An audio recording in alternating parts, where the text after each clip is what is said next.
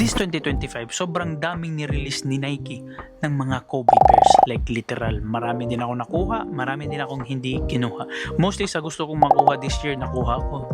Thank God. Pero, kung di nyo na itatanong, recently nag-release yung Nike ng sobrang limited pairs na Kobe 6. Wow!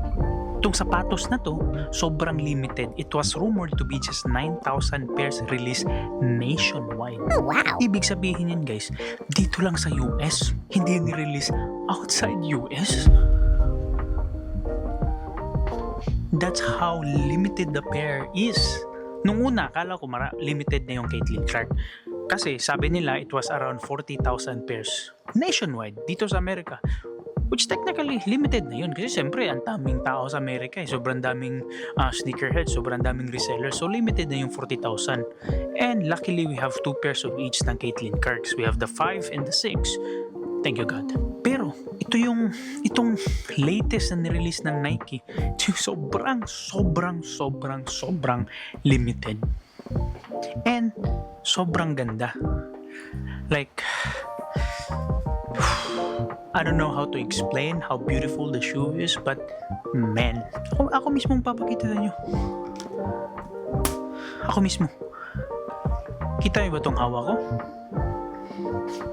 Itong sapatos na to, ito yung Kobe 6 Jalen Bronson Liberty. Ito yung sinabi nila na 9,000 pairs, around 9,000 pairs nationwide guys. Tignan nyo naman yan.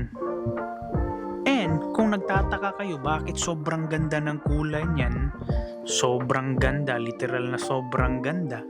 Kasi this shoes itself is inspired by Liberty. Kilala nyo si Liberty? Kung di nyo kilala, ipapakita ko nyo. Nakaganon yung nasa New York sa gitna ng dagat. Yung nakaganon.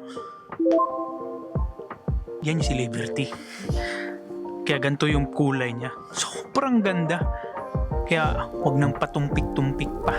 Pakita ko sa inyo yung closer look.